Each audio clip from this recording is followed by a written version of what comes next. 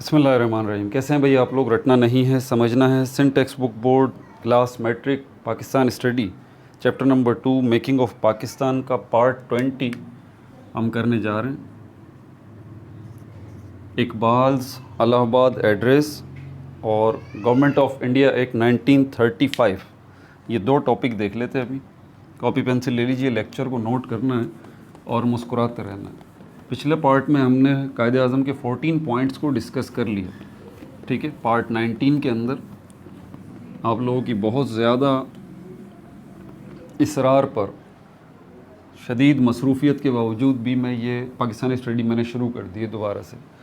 तो पिछला पार्ट देखना है तो यहाँ देखें, ऊपर आपको नज़र आ जाएगा लिंक उसका। और अगला पार्ट देखना है तो वीडियो के लास्ट में आपको अगला पार्ट मिल जाएगा, ठीक है।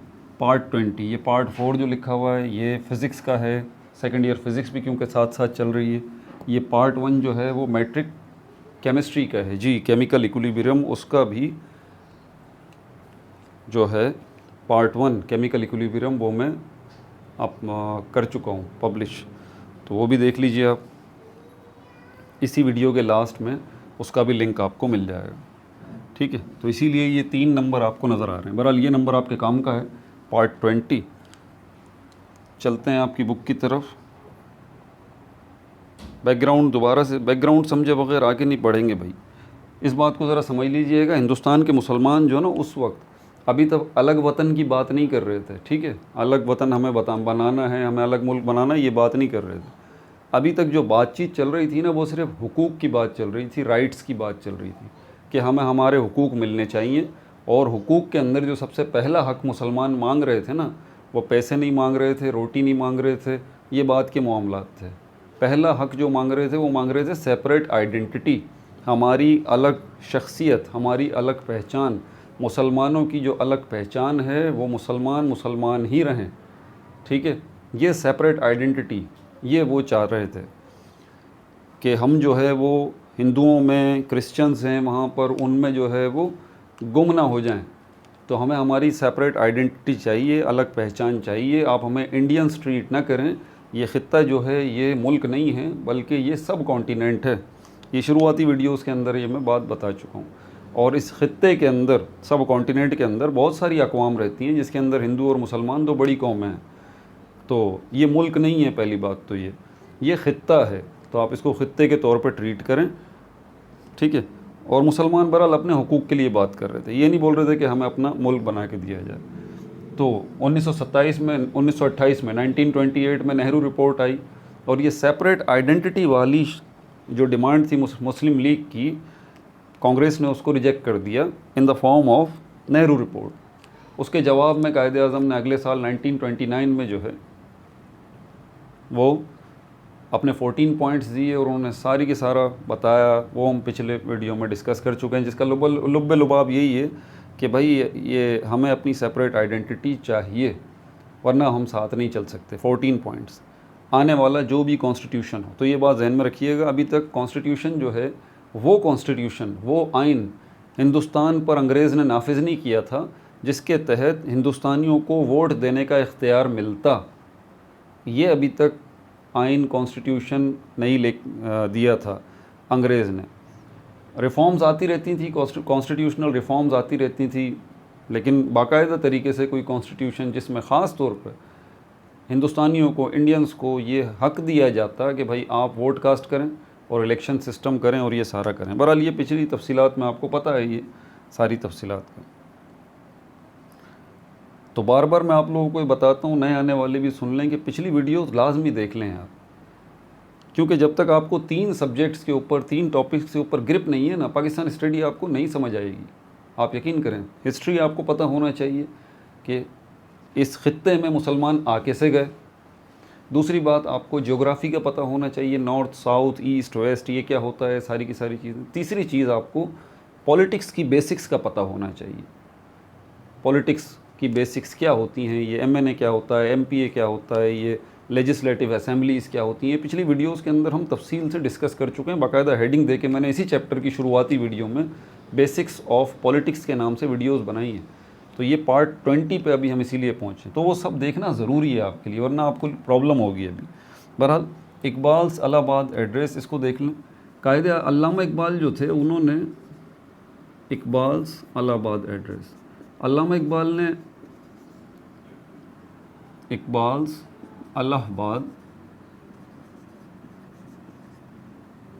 अलाहाबाद एड्रेस, एड्रेस का मतलब होता है ख़िताब करना। 1930 1930 में 1930 में अल्लामा इकबाल को इलाहाबाद के एक जलसे में ख़िताब के लिए बुलवाया गया। तो वहाँ पर अल्लामा इकबाल ने ख़िताब किया, इलाहाबाद के एक जलसे में अल्लामा इकबाल ने ख़िताब किया, अपना एड्रेस दिया, और ये बड़ा अहमियत का हामिल है। अल्लामा इकबाल ने हुकूक की तो बात ही नहीं की ना कि हमें मुसलमानों को हुकूक दिए जाएं, नहीं, अल्लामा इकबाल ने बोला हमें मुल्क दिया जाए। पहली दफ़ा बाकायदा तरीके से इसको रिकॉग्नाइज़ किया जाता है, वो अल्लामा इकबाल का ये ख़िताब है, ये खुतबा है इलाहाबाद के मकाम पे। उन्होंने बोला हमें मुल्क बना के दें भाई, और कहाँ पर मुल्क बना के दें। उन्होंने सीधी बात ये बोली कि हिंदुस्तान को अगर आप देखें, ये इंडिया है पूरा का पूरा, ठीक है, ये पूरा का पूरा ख़ित्ता जो है, सब कॉन्टिनेंट बर्र सग़ीर, इसका ये नॉर्थ है और इसका ये साउथ है और उसके बाद ये ईस्ट है और ये वेस्ट है। तो ये जो पोर्शन है सारा का सारा नॉर्थ से लेके, अच्छा ये नॉर्थ हो गया, ये ईस्ट साउथ वेस्ट हो गया, तो ये वाला पोर्शन जो है वो क्या कहलाएगा, नॉर्थ ईस्ट। ये वाला पोर्शन जो है वो क्या कहलाएगा, साउथ ईस्ट। ये वाला पोर्शन जो है वो साउथ वेस्ट कहलाएगा, और ये वाला पोर्शन जो है नॉर्थ वेस्ट कहलाएगा। तो ज्योग्राफ़ी देखी जाए ना कि वो सारे के सारे सूबे, वो जो आज पाकिस्तान के सूबे कहलाते हैं, सिंध, पंजाब, KPK, बलूचिस्तान, ये इंडिया के नॉर्थ और वेस्ट के दरमियान आते थे। ये ऐसे एक सूबा ये रहा, दूसरा ये रहा, तीसरा ये रहा, चौथा ये रहा, लाइक दिस। समझ आ गई बात। और बांग्लादेश पता है कहाँ था? हम कुछ बच्चे समझते हैं बांग्लादेश बराबर में ही था पाकिस्तान के, नहीं नहीं, ऐसी बात नहीं है। बांग्लादेश, ये तो पाकिस्तान बना था ना, सिर्फ ये ख़ित्ता नॉर्थ वेस्ट के दरमियान ये टुकड़ा सिर्फ पाकिस्तान बना था, बाकी तो सारा इंडिया था ना। इस जगह पर ये नॉर्थ और ईस्ट के दरमियान ये जो टुकड़ा था, ये सूबा था बंगाल, जिसके दो टुकड़े कर दिए गए थे, मशरक़ी बंगाल और मगरिबी बंगाल, ठीक है। तो ये एक हिस्सा जो है वो इंडिया में शामिल हो गया था 1947 में, दूसरा हिस्सा जो है इसका वो पाकिस्तान का 5वां सूबा था। देख रहे हैं कहाँ था बंगाल, पूरा इंडिया क्रॉस करके जाना पड़ता था। बहरहाल, तो इसके बारे में भी बाद में बात हुई, फिर कायदे आज़म ने बोला ये भी पाकिस्तान का हिस्सा ही बनेगा, क्योंकि बहुत ज़्यादा तादाद में बंगाल में मुसलमान आबाद थे। तो इसके ख़ास पॉइंट्स जो है वो आप लिख लीजिए, अल्लामा इकबाल के मैं बता देता हूँ। जैसे कि वो यहाँ पर बोल रहे हैं कि I would like to see the Punjab, the north west frontier province, NWFP, ये आज का मौजूदा KPK है, खैबर पख्तूनख्वा, सिंध एंड बलूचिस्तान, अमलगमेटेड, इनको मिला दिया जाए, इनटू अ सिंगल स्टेट, एक रियासत में। स्टेट मतलब रियासत। कायदे आज़म ने बंगाल की बात नहीं की थी, अल्लामा इकबाल ने बंगाल की बात नहीं की थी। Self government within the British empire, self government मतलब जिनकी खुद की हुकूमत हो, within the British empire, भले ब्रिटिश एम्पायर के अंदर ही, मतलब ये कि ब्रिटिश एम्पायर की भी डोमिनेंसी बरकरार रहे, चलो ठीक है, ब्रिटिश एम्पायर, ठीक है ना, ताज बरतानिया, इंग्लैंड, यानी कि अंग्रेज़ की भले सरपरस्ती थोड़ी बहुत चलेगी, आसान लफ्ज़ों में ये बात है, और विदाउट द ब्रिटिश एम्पायर, या बग़ैर ब्रिटिश एम्पायर के। ब्रिटिश एम्पायर बहुत बड़ा था, अंग्रेज़ों की ये सल्तनत जो थी ना, ये जो एम्पायर था पूरा का पूरा, ये बहुत बड़ा था, सिर्फ इंडिया ही नहीं आता था इसके अंदर। ये मैं पिछली वीडियोस के अंदर तफसील से बता चुका हूँ बात, ठीक है ना।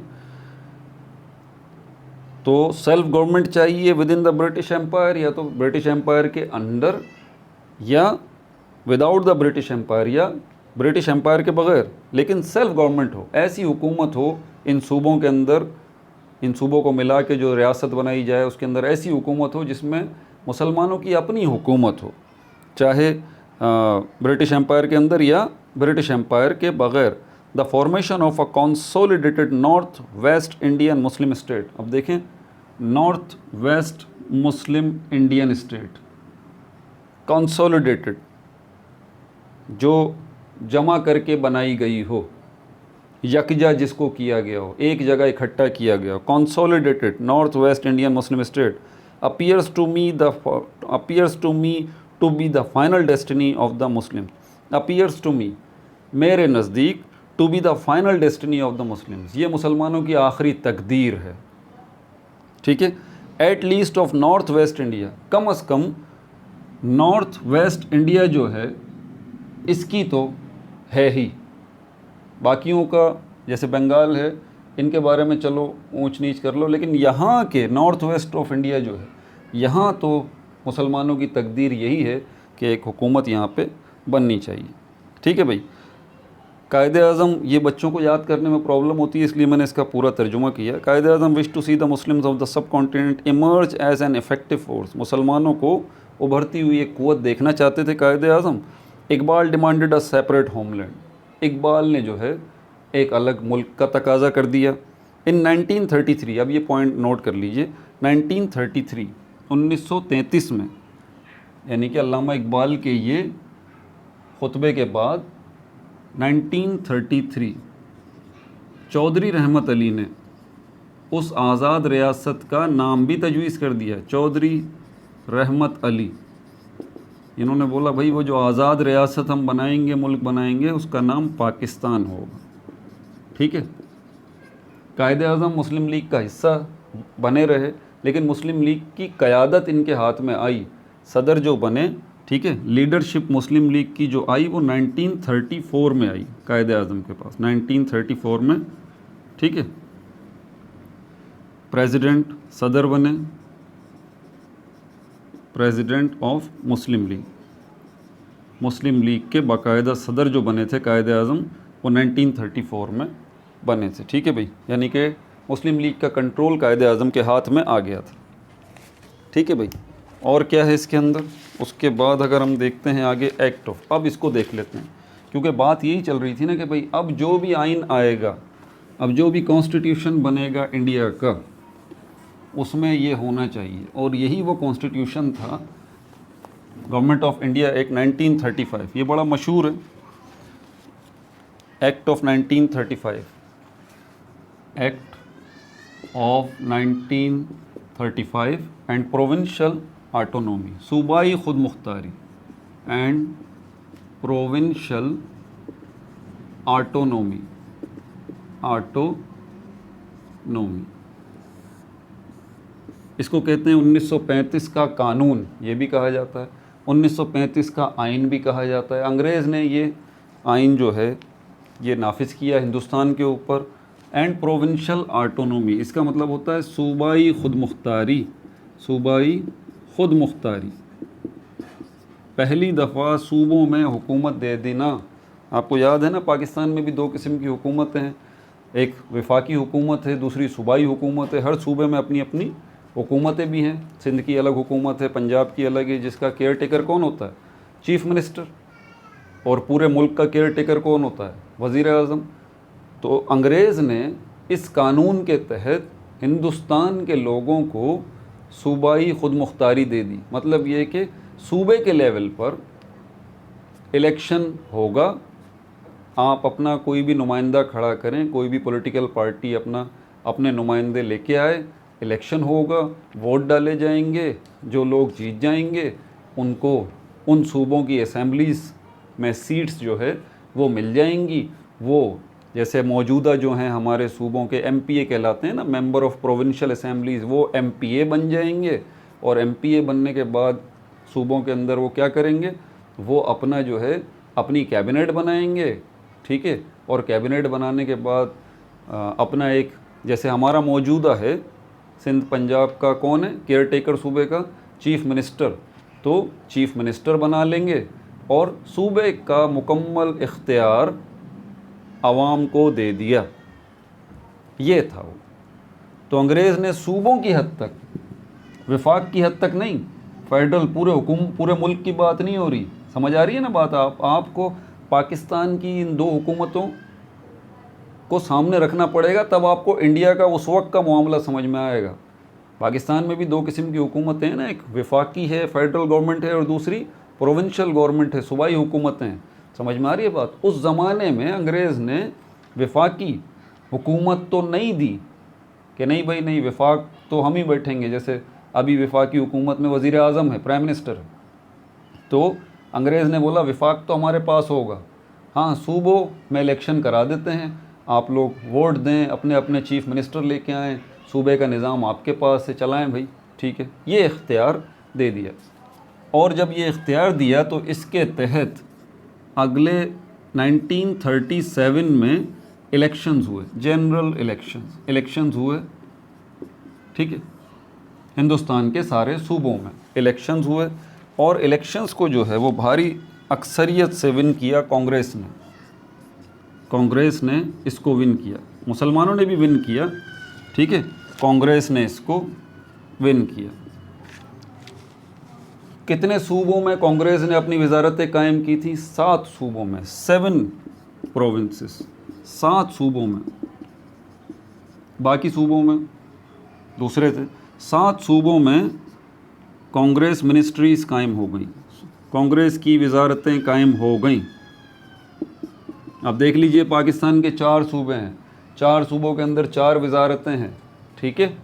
तो उस वक्त के 7 सूबों के अंदर सिर्फ कांग्रेस की ही वजारत है। हमारे अभी 4 सूबों के अंदर KPK के अंदर PTI की हुकूमत है, सिंध में जो है वो पीपल्स पार्टी की हुकूमत है, पंजाब में जो है वो मुस्लिम लीग नवाज़ की हुकूमत है। समझ आ रही है बात? सूबाई लेवल पे, प्रोविंशियल लेवल पे। तो उस वक्त की एक पार्टी कांग्रेस जो है, हिंदुओं की जो जमात है, उसमें 7 प्रोविंसेस में विन किया उसने, और 7 प्रोविंसेस में कांग्रेस ने अपनी मिनिस्ट्रीज़, अपनी वजारतें बनाई। समझ में आ गई बात? अब सूबों के अंदर मुसलमान भी रहते हैं, ऑब्वियस सी बात है। जिन सूबों में मुसलमानों ने विन किया, चलो वहाँ तो मसला नहीं है, मुसलमान बेचारे 4 ही सूबों में थे ना, सिंध हो गया, पंजाब हो गया, NWFP, बलूचिस्तान और बंगाल। बाकी सूबों के अंदर कांग्रेस की हुकूमत, और उन सूबों में क्या मुसलमान नहीं रहते थे? मुसलमान भी रहते थे। अब मुसलमानों की परसिक्यूशन शुरू हो गई, जुल्म सितम, परसिक्यूशन, जुल्म सितम, परसिक्यूशन ऑफ मुस्लिम्स, ये शुरू हो गया। हुकूमतें, 7 सूबों की हुकूमतें आ गई ना कांग्रेस के पास, क्या क्या मुसलमानों के ऊपर बैन कर दिया गया। अब ये पॉइंट्स मैं लिख दूं या वैसे ही आपको याद रहेंगे? चलें मैं लिख भी देता हूँ, ये पॉइंट्स देख लें आप। परसिक्यूशन ऑफ मुस्लिम्स, ये भी देख लें मुसलमानों पर कौन कौन से जुल्म हुए थे। पाकिस्तान ऐसे ही नहीं बना था भाई, पाकिस्तान ऐसे ही नहीं बना था, कोई तो वजह थी ना। परसिक्यूशंस, मजालिम किस किस्म के थे मुसलमानों के ऊपर? उन सूबों में जहाँ पर कांग्रेस की हुकूमत थी, मुसलमान भी तो रहते थे ना थोड़े बहुत वहाँ पर भी। तो ये हुआ था कि बैंड्स जो है वो बजाए जाते थे, बैंड्स जो है वो बजाए जाते थे। किनके? मसाजिद के सामने, मस्जिद, बुलेट्स में लिख रहा हूँ, बैंड्स जो है वो बजाए जाते थे मस्जिदों के सामने। कब? प्रेयर टाइमिंग्स में, जब नमाज या इबादत के औकात होते थे उस टाइम में। शरपसंद अनासिर तो हर जगह पे है ना, मैं ये नहीं कह रहा कि सारे हिंदू करते थे, ठीक है। तो जो शरारती थे वो ये काम करते थे, लेकिन हुकूमत कुछ भी नहीं करती थी उनको। हुकूमत तो कांग्रेस की थी ना भाई, मना कर देती कि यार आप ये ना करें, उनको इबादत करने दें, लेकिन कांग्रेस की हुकूमत ऐसा नहीं करती थी, ख़ुद भी वो चाहती थी। अच्छा, उसके बाद जो है वो गवर्नमेंट जॉब्स जो हैं, government jobs, GOVT, government jobs जो हैं मुस्लिम्स पर बैन कर दी गई। मुसलमानों को गवर्नमेंट जॉब्स नहीं मिलेंगी, बैन, ठीक है भाई। ये परसिक्यूशन हो गया। उर्दू ज़बान जो है वो सरकारी ज़बान थी, उर्दू ज़बान को रिप्लेस करके हिंदी को नाफिज कर दिया गया। Urdu replaced by Hindi. हकीकत ये है कि हिंदुओं को ख़ुद भी हिंदी नहीं आती थी, उर्दू ही आती थी। और आज भी हिंदुस्तान में जो हिंदी जिसको वो बोलते हैं वो हिंदी नहीं है, ये आपको भी पता है, मुझे पता है, वो उर्दू ही है। उसकी उन्होंने हाथ पैर तोड़ के वो उसको हिंदी का नाम दे दिया, ठीक है। अच्छा, स्कूल्स के अंदर स्टूडेंट्स को जो है वो फोर्स किया जाता था स्टूडेंट्स को फोर्स्ड किया जाता था, ज़बरदस्ती उनको बोला जाता था कि भाई महात्मा गांधी के पोर्ट्रेट को सैल्यूट करें, सैल्यूट करें, महात्मा गांधी जी के पोर्ट्रेट को सलूट करें, ठीक है। और क्या है, और तिलक माथे पे, जिस तरह हिंदू तिलक लगाते हैं तो माथे पे जो है वो तिलक लगाएं। ये भी मुसलमान बच्चों को मजबूर किया जाता था और कहा जाता था कि ये जो मज़हबी गाना है उनका सिंग, ये गाइए। कौन सा गाना है ये? वंदे मातरम, वंदे मातरम। ये थोड़ा सा ऐसा गाना है जो मुसलमान नहीं गा सकते, ठीक है। इसमें अल्फाजों की अदायगी ऐसी है जो मुसलमानों के लिए मुनासिब नहीं है, ठीक है, क्योंकि मुसलमान अल्लाह ताला को मानने वाले हैं और ये एक मज़हबी गीत है हिंदुओं का, तो इसके अंदर जो बातें हैं वो मुसलमानियत के ख़िलाफ़ हैं, ठीक है। मुसलमान ये नहीं कर सकते, तो ये गाना गाने को बोला जाता था कि भाई ये भी आप गाना गाएं, ठीक है। कायदे आज़म को टाइटल मिला था, पहले मिस्टर जिन्ना जो है कायदे आज़म को बोला जाता था, मिस्टर जिन्ना। कायदे आज़म को, कायदे आज़म ये टाइटल जो मिला था वो 1938 में मिला था, 1938 में मिला था, 1938 में टाइटल मिला था मिस्टर जिन्ना को, मिस्टर जिन्ना को। कौन सा? कायदे आज़म, कायदे आज़म ये टाइटल मिला था और अभी तक यही चलता है, कायदे आज़म ही सब बोलते हैं, मिस्टर जिन्ना तो कोई भी नहीं बोलता, ठीक है भाई। 2 साल ही सिर्फ कांग्रेस की ये हुकूमत रही और 1939 में, 1935 में जब सेकेंड वर्ल्ड वॉर स्टार्ट हो गई थी, ठीक है, तो कांग्रेस ने रिज़ाइन कर दिया। उसकी वजूहात क्या हैं अभी वो तो मैं आपके लेवल पे अब नहीं बता सकता। कांग्रेस ने इस्तीफ़ा दे दिया, मिनिस्ट्रीज से रिज़ाइन कर दिया, ठीक है भाई, हम रिज़ाइन कर रहे हैं, हम हुकूमत नहीं करेंगे। क्या वजूहात थी वो तो अभी हमारे सिलेबस का हिस्सा नहीं है फ़िलहाल, ठीक है।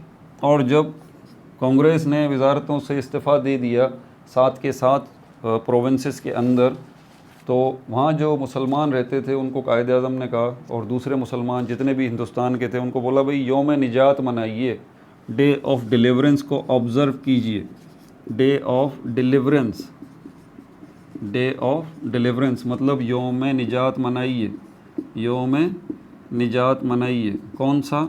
22 दिसंबर 1939, 22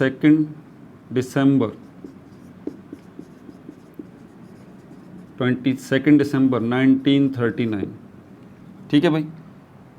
अब इसके बाद गवर्नमेंट ऑफ इंडिया एक्ट भी हो गया और अब जो है हमारे पास पाकिस्तान मूवमेंट, लाहौर रेजोल्यूशन। अब तहरीक पाकिस्तान जो सही रिदम में आई है ना, वो अब आई है 1940 में, 1940 में करारदाद पाकिस्तान लाहौर रेजोल्यूशन जो पास हुई थी। ये हम अगली वीडियो के अंदर देखेंगे, ठीक है भाई। अपना बहुत ज़्यादा ख्याल रखिएगा। No like no subscribe, only share.